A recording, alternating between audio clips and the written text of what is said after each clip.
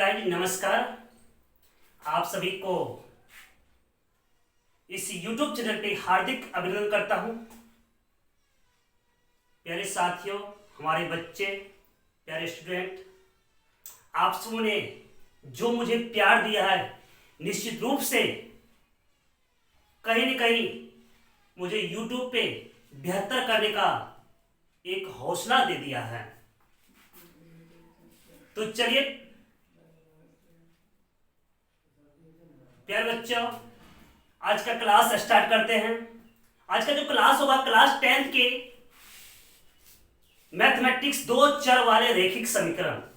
आज हम लोग जानेंगे दो चर वाले रैखिक समीकरण होता है क्या।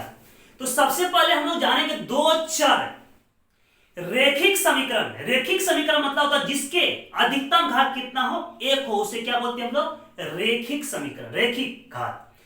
यानी कि उसके साथ साथ दो चर का होना अनिवार्य है। जैसे आप लोग को बताए थे चर और अचर।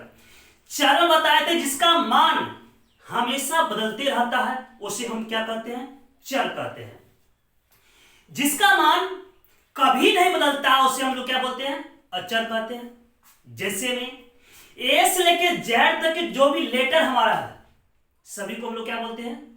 चर बोलते हैं। क्या बोलते हैं? चर बोलते हैं। वे अगर अचर की बात करें, जो भी वास्तविक संख्या है, मेरा जो भी वास्तविक संख्या है, अब वास्तविक संख्या में जो भी संख्या आता है, सभी को हम अचर में मान सकते हैं। वैसे मौखिक रूप से आप लोग जाने होंगे, गिनती की संख्या में जो भी संख्या प्रयुक्त किया जाता है उसे हम अचर कहते हैं। तो प्यारे बच्चों, दो चर रैखिक समीकरण का कुछ परिभाषा है, उसके बारे में हम लोग जानते हैं। चलिए, बोर्ड पे आपको लिखा हुआ है, स्क्रीनशॉट ले लेंगे। चलिए, दो चर वाले रैखिक समीकरण। यदि आपको मेरा क्लास समझ में नहीं आता है तो आप हमें कमेंट कीजिए, निश्चित रूप से मैं बताने की कोशिश करूंगा। चलिए प्यारे बच्चों, कहा कि दो चर वाले रैखिक समीकरण। दो मतलब दो, आप लोग जानते हैं। चर मतलब चर जिसका मान बदलते रहता है। रैखिक मतलब कितना? बिल्कुल रेखा, यानी कि जिसका अधिकतम घात कितना? एक। समीकरण, समीकरण मतलब बराबर। दो अगर उसके बीच बराबर होगा तो उसको हम लोग क्या बोलते हैं? दो चर रैखिक समीकरण। यहां पर देखते हैं कि वह समीकरण दिया हुआ है कि वह समीकरण जिसमें a x plus b y plus c बराबर 0, a x plus b y plus c बराबर 0 के रूप में लिखा जा सकता है, के रूप में लिखा जा सकता है, जहां आपको भी पता है, जहां ए बी और सी एक वास्तविक संख्या हो। क्या होना चाहिए? एक वास्तविक संख्या, एक वास्तविक संख्या हो, यानी कि एक वास्तविक संख्या हो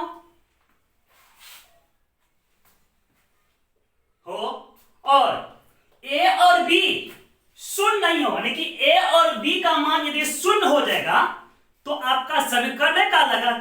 जब ए और बी का मान शून्य आप करते हैं तो वहां पे आपका इक्वेशन बनेगा ही नहीं। जब इक्वेशन नहीं बनेगा तो फिर आपका सवाल वहां पर समस्या आ सकता है।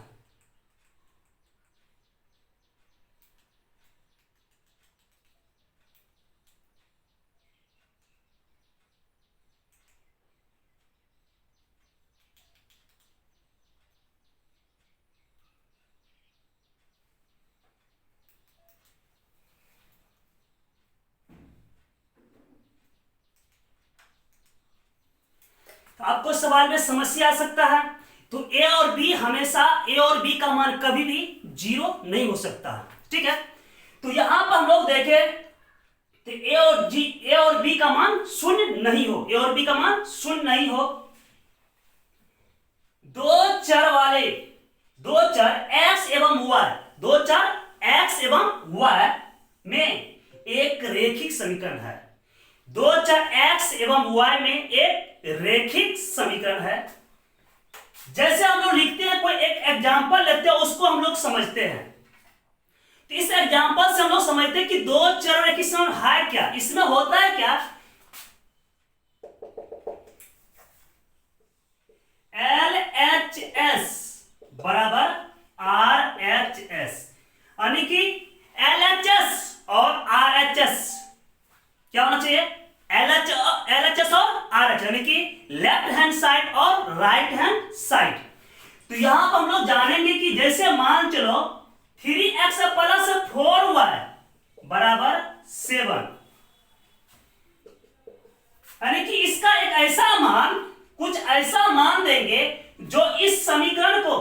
संतुष्ट कर सकता है, कुछ ऐसा मान देंगे जो इस समीकरण को संतुष्ट कर सकता है। कोई भी मान लें, अगर x का मान 1 लेते हैं और y का मान भी कितना 1 लेते हैं, तो देखिए दोनों बराबर हो सकता है। तो 3 गुना 1 प्लस 4 गुना 1 बराबर 7, तो कितना 3 प्लस 4 बराबर 7, 4 3 7 बराबर 7, यानी कि LHS बराबर RHS आपको हो गया। तो यही है रेखिक समीकरण। एक बार पुनः बताते हैं आप लोग को, कहते हैं कि वह रेखिक समीकरण जिसमें ax plus by plus c बराबर 0 के रूप में लिखा जा सकता हो, जहां a, b और c वास्तविक संख्या हो। क्या होना चाहिए? वास्तविक संख्या हो। a और b, जहां a और b जो है आपका 0 नहीं होना चाहिए। सॉरी, a और b का मान जो है वो आपका 0 नहीं होना चाहिए। तो a और b का मान यदि 0 होता है तो फिर आपका समीकरण नहीं होगा। तो हम आपको ये समीकरण कोई भी एग्जाम्पल ले सकते हैं आप लोग, जैसे ले सकते हैं 4a प्लस 5b बराबर 7 या 17, कुछ भी ले लीजिए। 8z प्लस 9b बराबर 90, यानी कि ये सब क्या है? दो चर वाले रेखिक समीकरण। प्यारे बच्चों, अगर बात करते हैं हम लोग रेखिक समीकरण की व्यापक रूप, तो उसको आप लोग ध्यान से देखेंगे। चलिए, रेखिक समीकरण के व्यापक रूप, रेखिक समीकरण के व्यापक रूप। तो रेखिक समीकरण का व्यापक रूप जो होता है वो होता है a1x plus b1y plus c1 बराबर 0, समीकरण 1। a2x plus b2y plus c2 बराबर 0, समीकरण 2। तो रेखिक समीकरण का व्यापक रूप आपका यही हुआ। हम लोग और देखते हैं, जस्ट हम लोग देखते हैं इसमें कि आखिर इसको किस तरह से हम लोग यूज करते हैं, किसके अकॉर्डिंग हम लोग यूज करते हैं। चलिए आगे हम लोग जानते हैं, जो अभी पॉइंट आप लोग को लिखा रहे हैं, इस पॉइंट को आप लोग याद कर ले तो बार बार यदि आप लोग लिखेंगे, इसको यदि मेरे क्लास के माध्यम से समझ जाइएगा, तो हमें नहीं लगता है कि आपको याद करना पड़ेगा। बहुत टीचर ऐसे बोलते हैं कि आप मैथ की फार्मूला को रटो। भाई हम नहीं बोलते रटने के लिए, हम बोलते हैं कंसेप्ट को समझो। यदि आप कंसेप्ट को समझ जाते हैं तो प्यारे बच्चों, आपको मैथ से कभी डर नहीं लगता। मैथ से डर वही लगता है जो खुद को टाल मटोल किया करते हैं। आपको बताए थे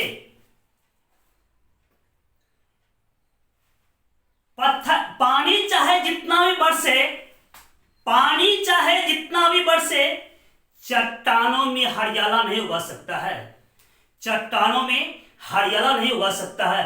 पर तू चाह लो तो इतिहास की धारा बदल सकते थे। प्यारे बच्चों, यदि आप मैथ की कंसेप्ट को समझ गए हैं तो हमें नहीं लगता है कि आपको मैथ से डर लगेगा। ध्यान दीजिए, बको ध्यानम की तरह, नहीं तो आजकल के बच्चे कहते हैं बको ध्यानम ठूस भोजनम चाप निंद्रम, जब मम्मी पापा कहम तब उठम। यानी किसका मतलब हुआ कि चाप के बच्चा आजकल नींद लेते हैं। पहले बको ध्यानम, ध्यान रहता किचन की और खाना बना कि नहीं बना। उसके बाद बको ध्यानम देखिए ठूस ठूस के भोजन करता है। उसके बाद चाप के नींद लेता है। और जब पापा मम्मी कहते रे बेटा उठो, रे बेटी उठो, जब क्लास कोचिंग पढ़, अच्छा ठीक जा रहे। प्यारे बच्चों, ऐसा नहीं करना है, हमें पढ़ना है, पढ़ लिख के एक अच्छे समाज का निर्माण करना है। चलिए, तो कह रहा है रेखिक समीकरण युग में, रेखिक समीकरण युग में ax plus a one x plus b one y plus c one बराबर जीरो, बराबर zero. A two x plus b two y plus c two बराबर जीरो हो तो यदि इस कंडीशन में दो रैखिक समीकरण युग्म होगा तो इसके लिए केस को आप लोग देखेंगे। सबसे पहला केस आपको कह रहा है कि a1 बटे a2 नॉट इक्वल b1 बटे b2, a1 बटे a2 नॉट इक्वल b1 बटे b2। जब a1 बटे a2 नॉट इक्वल b1 बटे b2 रहेगा तो दो समीकरण जो होती है कैसा होता है? सबसे पहले होता वो संगत होगा। संगत का मीनिंग होता है एक दूसरे को कहीं ना कहीं ओवरलैप करेगा। क्या करेगा? ओवरलैप, कहीं ना कहीं एक बार टच करेगा। जैसे दो रेखा ले लिए, ठीक है, ये हो गया y डैश x डैश और s। तो कोई भी रेखा जैसे मान चलिए इधर से आया, एक रेखा इधर से, यहां दोनों रेखा क्या किसी न किसी बिंदु पर मिला, उसी को क्या कहते हैं हम लोग? संगत कहते। क्या कहते हैं? संगत कहते। जब संगत होगा तो वो दो रेखा किसी न किसी बिंदु पर निश्चित रूप से मिलेगा। प्रतिच्छेदी होगा। क्या होगा? प्रतिच्छेदी होगा। क्या होगा? प्रतिच्छेदी होगी। प्रतिच्छेदी होगी, प्रतिच्छेद मतलब कहीं ना कहीं दोनों को प्रतिच्छेद करेंगे। अद्वितीय हल, अद्वितीय हल का मतलब होता है कि केवल एक हल। क्या होता है? केवल एक हल। अद्वितीय हल का मतलब होता है केवल एक हल। क्या होता है? केवल एक हल। अविरोधी, अब मान के चलिए आप मुझे सपोर्ट कर रहे हैं तो मेरा विरोध तो नहीं कीजिएगा, ये तो तय है। क्योंकि हमसे आपको तालमेल है तो क्या विरोध कीजिए? जब तालमेल नहीं रहेगा तभी विरोध कीजिएगा। जब उसमें x और y का मान दे रहा है, दो रिजल्ट उसमें निकल रहा है, एक हल निकल रहा है, तो विरोध करने की कोई आवश्यकता नहीं। क्या होगा? अविरोधी होगा।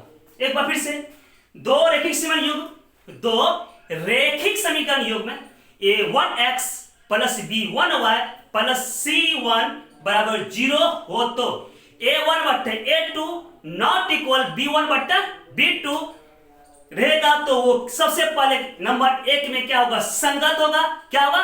संगत होगा, यानी कि दोनों समीकरण कहीं ना कहीं मिलेगा। नंबर दो में क्या होगा? प्रतिच्छेदी होगी। क्या होगी? प्रतिच्छेदी होगी। नंबर तीन में होगा अद्वितीय, मतलब केवल एक हल होगा। केवल एक हल होगा। और चार नंबर में क्या होगा? और विरोधी, मतलब वो विरोध उत्पन्न नहीं करेगा। देख लिए।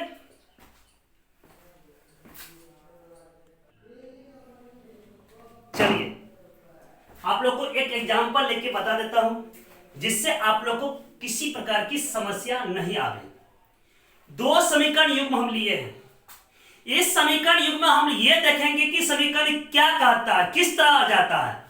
तो देखिए, रैखिक समीकरण युग्म 5x - 2y - 7 बराबर 0 तथा 3x + 4y - 8 बराबर 0 हो तो प्यारे बच्चों इसको क्या लिखेंगे?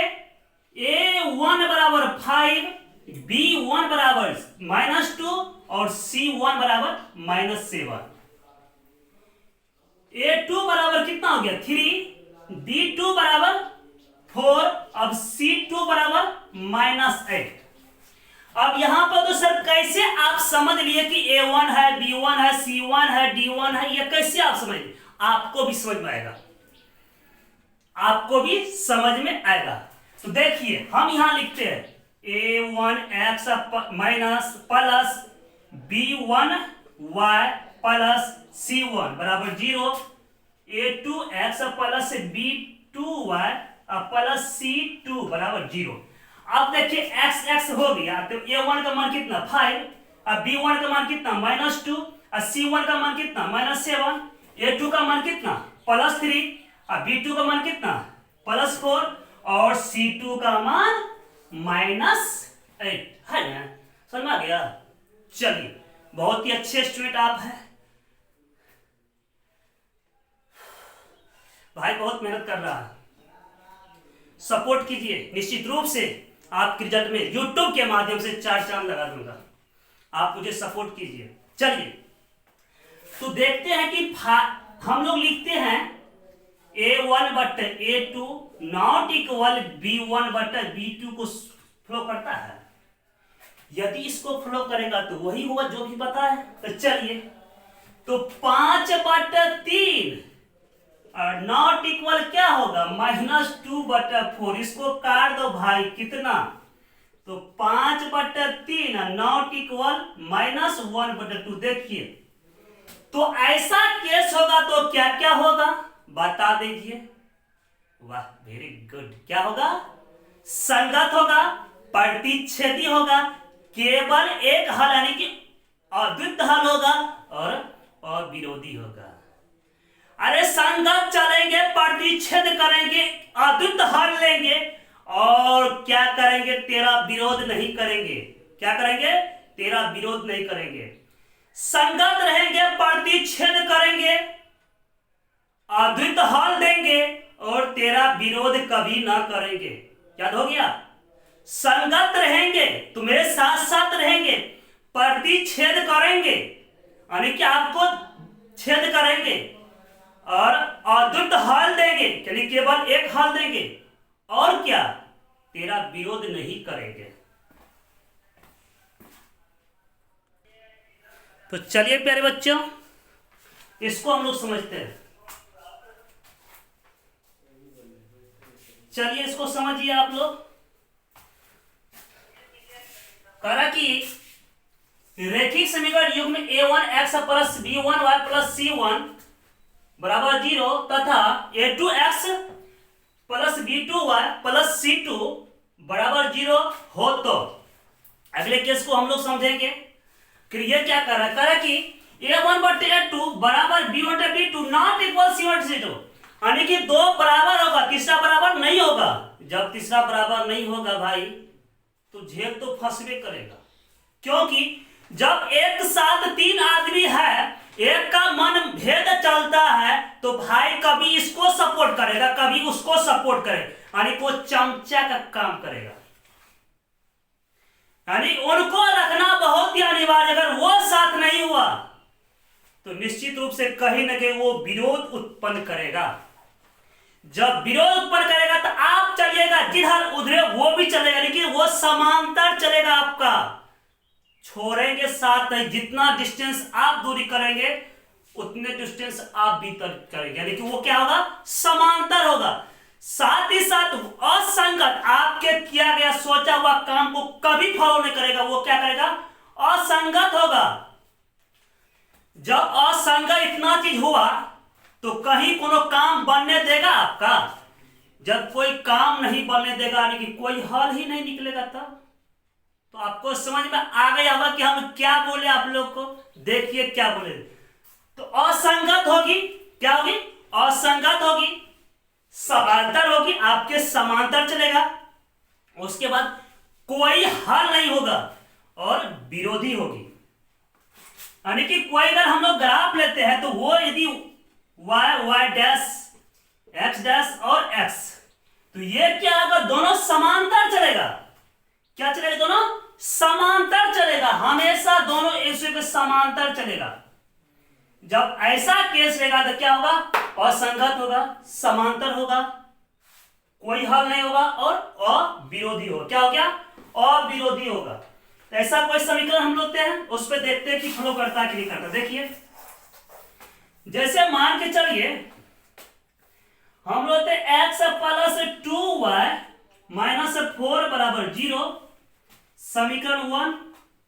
फिर लेते हैं हम लोग 2x प्लस 4y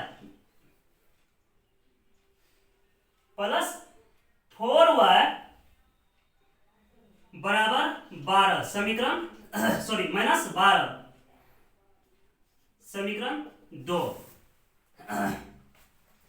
अब ये देखते हैं कि ये फ्लो करता है कि नहीं। आपके द्वारा जो चलाया गया अभियान था, उस अभियान को फ्लो करता है कि नहीं करता पार्टी, देखते हैं। फॉलो करेगा तो ठीक है, नहीं फॉलो करेगा तो छोड़ देंगे। चलिए, तो A1 का मान प्यारे भाई कितना, 1, B1 का मान कितना 2, C1 का मान कितना हो गया -4 और A2 का मान कितना 2 और B2 का मान कितना 4 और C2 का मान कितना -12 कितना -12 C2 का मान कितना हो गया -12। चलिए तो इसको हम लोग देखते हैं तो लिखेंगे कितना तो A1 बटे A2 इक्वल A1 बटे A2 इक्वल B1 बटे B2 नॉट इक्वल C1 बटे C2। देखते हैं 1 बटे 2 बराबर 2 बटे 4 नॉट इक्वल -4 बटे 12 यानी कि 3 का 3 चौके 12 दुक्का 2 दो दूनी 4 यानी कितना होगी 1 बटे 2 इक्वल 1 बटे 2 और यहां पे आपको दे दिया नॉट इक्वल -1/3। ये दोनों आपका बराबर है, ये दोनों क्या आपका बराबर है बट ये बराबर नहीं है यानी कि 2 आदमी बराबर चल रहा है, एक आदमी उसके साथ विरोध उत्पन्न क्या कर रहा है विरोध उत्पन्न कर रहा है तो कहीं काम बने नहीं काम बनेगा। तो यही आपका है, समझ में आ गया होगा। चलिए तो ये एक बार फिर से बताते हैं। जब दो रेखिक समीकरण योग में a1x plus b1y plus c1 बराबर 0 और a2x plus b2y plus c2 बराबर 0 हो तो a1 बटे a2 बराबर b1 बटे b2 नॉट इक्वल c1 बटे c2 रहे तो क्या होगा असंगत होगा। क्या होगा असंगत होगा, असंगत होगा समांतर होगा, कोई हल नहीं होने देंगे, विरोध उत्पन्न करेंगे। क्या करेंगे असंगत रहेंगे, तेरे समांतर रहेंगे, कोई हल नहीं होने देंगे और विरोध उत्पन्न करेंगे। समझ में आ गया।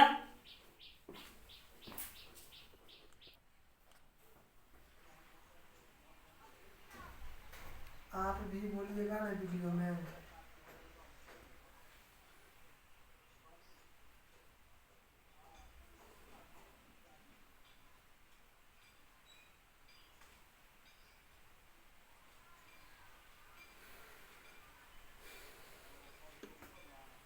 लास्ट वाला वीडियो फुल बजने दीजिए।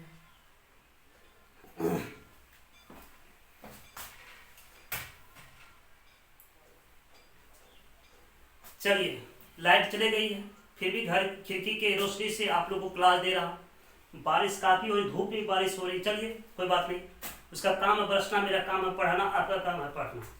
चलिए आए काम कुछ लिखेगा जी, हाँ लिख लेंगे। चलिए अरे अपने से सब कुछ बनता है तो अपने से बना लेंगे, क्या दिक्कत है। तो A1 नंबर 3 A1 बटे A2 इक्वल B1 बटे B2 इक्वल C1 बटे C2। अगर ऐसा केस रहेगा तो ये क्या होगा समपाती होगा। क्या होगा नंबर 1 में होगा समपाती, समपाती होगी। नंबर 2 में जो होगा, नंबर 2 में अनेक हल निकलेगा, अनेक हल, अनेक हल।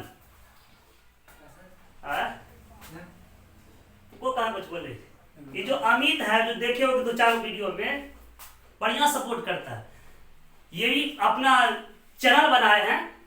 चैनल का नाम तो मुझे पता नहीं है, शायद क्या नाम है नहीं सुनाई दे रहा, थोड़ा सा जोर से बोलिएगा तभी ना बोल देंगे आपके बारे में। Amit gaming YT, Amit gaming YT, Amit नाम से सर्च कीजिए यूट्यूब पे। मेरे साथ जो पिछले वीडियो में तो बहुपद पढ़ा रहे थे वही लड़का बहुत मेहनत करता है, हमेशा मोबाइल लेके 2-3 घंटा प्राइमरी पढ़ाई को दिया, सेकेंडरी मोबाइल को दिए हैं। कभी को गुस्सा होता डांटते हैं तो मायूस हो जाते हैं, कुछ नहीं बोलते हैं, लेकिन पढ़ता मन से। प्राइमरी पढ़ाई पे दिया, सेकेंडरी मोबाइल पे कुछ कुछ करते हैं, करना चाहिए, आप लोग भी कीजिए। सबसे पहले एजुकेशन को ध्यान रखिए, सेकेंड में वो काम भी कीजिए। एजुकेशन आपके पास बेस्ट है तो कहीं पे कहीं नहीं आप जाके कुछ कर सकते हैं, साथ ही साथ वो भी कीजिए। ऐसा नहीं कि वो भी कीजिए, इंजॉय के लिए कर सकते हैं लेकिन सबसे पहले एजुकेशन सिस्टम को सुधार के। वैसे तो आपके सरकार कहते हैं हाथ धोइए, हाथ धोते रहिए, कभी जॉब से हाथ धोइए, कभी क्या बोले, बहुत चीज से हाथ धोना है। हमारे एक गुरु जी थे अरविंद सर, वो इस पर वीडियो बनाए, कुछ दिन के बाद हम भी बनाएंगे। चलिए भी क्लास कीजिए। समपाती होगी, अनेक हल होगा, उसके साथ साथ जो अनेक हल के अपरिमित रूप से अनेक हल, क्या लिख सकते अपरिमित रूप से अनेक हल, आश्रित होगा, आप ही पे आश्रित हो, सब कुछ आप ही करेगा, आश्रित होगी। नंबर 4 में जो होगा, जब आप ही पे आश्रित है तो विरोध कर सकता है जी, अविरोधी हो, क्या होगा, अविरोधी।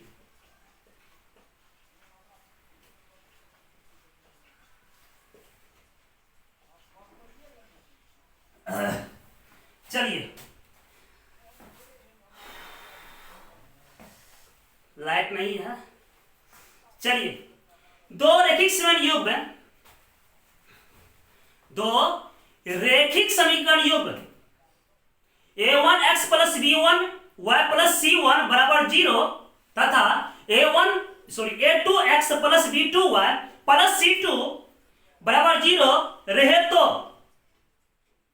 a1 बटा a2 इक्वल b1 बटा b2 इक्वल c1 बटा c2 हो तो ऐसा समीकरण जो बनेगा, वो जो रेखिक समीकरण युग्म होगा वो संपाती होगा। संपाती का मतलब होता है, जैसे मान के चलिए ये दो मार्कर है, इस दो मार्कर ऐसे चलेगा तो ये भी कहेगा आप ही पे चलेगा, नहीं कि दोनों रेखा एक दूसरे को ओवरलैप करेगा, एक दूसरे को परछाई यानी कि एक दूसरे के ओवरलैप करेगा, यानी कि एक दूसरे के तौर पर जिसे बोलते हैं ना, उसी रहेगा। यानी कि आप रहेंगे तो आपके ऊपर आपके भाई रहेंगे, ठीक है। तो ये क्या होगा, संपाती होगा, कोई हल नहीं निकलने वाला है, सॉरी माफ कीजिएगा, इसका हल जो होगा अनेक हल होगा। एक बात बताइए, अगर दो आदमी मिल के काम करेगा तो जहां जाएगा धजिया उड़ाते चल जाएंगे, लेकिन आप अकेले काम करते प्यारे बच्चों, आपको समस्या ढेर होगा। इसलिए हमेशा बहुमत बना के रखिए। चलिए, आश्रित होगी मतलब आप ही के आश्रित, आप जो बोलेंगे वो भी बोलेंगे, तो क्या होगा, आश्रित होगा। साथ ही साथ अविरोधी, जब आपके बात को समझता है क्या हो गया, अविरोधी होगा। एक बार फिर से, a1 बटे a2 बराबर b1 बटे b2 बराबर c1 बटे c2 रहे तो ये क्या होगा, संपाती होगा। संपाती होगा, अपरिमित रूप से अनेक हल होगा, उसके साथ ही साथ आश्रित होगी, फिर क्या होगा, आश्रित के बाद अविरोधी होगी। इस पे हम लोग कोई एग्जांपल लेते हैं, देखते हैं कि ये बनता है कि नहीं। लिखिए कोई example, 2x plus 4y minus 9 बराबर 0, 4x प्लस 6y माइनस 18 बराबर 0। तो प्यारे बच्चों, a1 का मान 2, b1 का मान 4, c1 का मान माइनस 9, a2 का मान हो गया 4, b2 का मान हो गया 6 और c2 का मान हो गया माइनस 18। तो देखते हैं कि आपके द्वारा दिया गया निर्देश जो है, जो हम आपको बताए हैं, उस निर्देश को यह फॉलो करता है कि नहीं करता है। तो चलिए देखते हैं।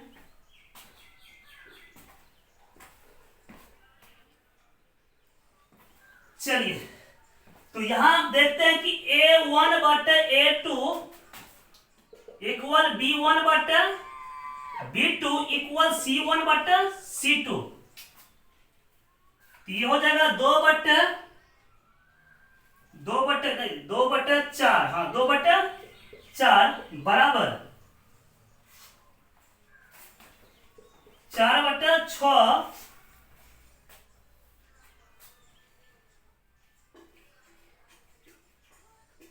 सॉरी माफ कीजिए, यहाँ 3 दीजिए तभी इसको आश्रित करें, 3 दीजिए तो आपको इसका मान b1 का मान 3 देना पड़ेगा। तो यहाँ क्या होगा, 3 बराबर माइनस 9 बटा माइनस 18। तो 2 दूनी 4 3 दूनी 6 माइनस माइनस कैंसिल 9 दूनी 18 1/2 बराबर 1/2 बराबर 1/2। देखे फ्लो किया ना। तो यही था आपका क्लास। अगले क्लास में हम लोग जानेंगे कि दो चर वाले रैखिक समीकरण को कैसे हल करते हैं। तो इस समीकरण को हल करने का जो 4-5 विधि होता है उसको जानेंगे। एक बार हम आप लोग को बता देता हूं, ये होगा तो आप लोग लिख लेंगे। पहला विधि होता है ग्राफ विधि। क्या होता है? ग्राफ विधि, यानी कि ग्राफिक मेथड। दूसरा विधि होता है प्रतिस्थापन विधि। क्या होता है? प्रतिस्थापन विधि, यानी कि सब्स्टिट्यूशन मेथड। क्या होता है? Substitution method. तीसरा विधि होता है वो होता है विलोपन विधि या लुप्तीकरण विधि। विलोपन विधि या लुप्तीकरण विधि, इसका इंग्लिश होता है इलिमिनेशन मेथड। क्या होता है? Elimination method. चौथा विधि जो होता है वो होता है वर्ज गुणन विधि। क्या होता है? वर्ज गुणन विधि, यानी कि क्रॉस मल्टीप्लिकेशन मेथड। क्या होता है? Cross multiplication method. और पांचवा विधि होता है वो होता है तुलनात्मक विधि। क्या होता है? तुलनात्मक विधि, यानी कि कंपैरिजन मेथड। क्या होता है? Comparison method. इस पांचों मेथड से हम लोग क्या कहते हैं एक्स और वाई का मान निकालते हैं। और हम लोग सीखेंगे इस पांचों विधि को। प्रतिस्थापन ग्राफ विधि, एक बार फिर से नोट करें। ग्राफ विधि, प्रतिस्थापन विधि, विलोपन विधि, विलोपन विधि यानी कि लुप्तीकरण विधि, वर्ज गुणन विधि और तुलनात्मक विधि। इस एक बार फिर से ग्राफ विधि, प्रतिस्थापन विधि, विलोपन विधि, वर्ज गुणन विधि और तुलनात्मक विधि। क्या होता है? तुलनात्मक विधि। तो ये विधि आपका है, आप लोग नोट कर लेंगे। यदि हमारे क्लास में किसी प्रकार की समस्या होती है तो आप मुझे कमेंट कीजिए, शेयर कीजिए। यदि समस्या होती कमेंट कीजिए। यदि अधिक समस्या होता तो हमारे कॉन्टैक्ट नंबर 9060848510 पे संपर्क कीजिए। 9060848510 9060848510 यानी कि 9060848510। तो प्यारे बच्चों, यदि हमारी क्लास अच्छी लगी तो हमारे चैनल को सब्सक्राइब कीजिए, शेयर कीजिए और साथ ही साथ अपने दोस्तों के बीच कुछ बताइए कि एक मिडिल क्लास के लड़के ने यूट्यूब चैनल पे क्लास दे रहे हैं तो उस बच्चे इसको सपोर्ट कीजिए। निश्चित रूप से इस यूट्यूब चैनल के माध्यम से आपको मैथ की दुनिया में शेर बना दूंगा। जिस तरह से शेर कभी राज तिलक नहीं करता उस तरह से आपको मैथ की दुनिया में राज तिलक नहीं करने, खुद ब खुद आपको शेर बना देंगे। मैथमेटिक्स की दुनिया में एक अच्छे स्टूडेंट बना दूंगा। अगर आपसे सवाल नहीं बना तो निश्चित रूप से पढ़ाना छोड़ दूंगा। तो प्यारे बच्चों, स्वस्थ रहिए, सावधान रहिए, अपने घर में रहिए। कोरोना काल में मेरे क्लास का एंजॉय लीजिए। धन्यवाद।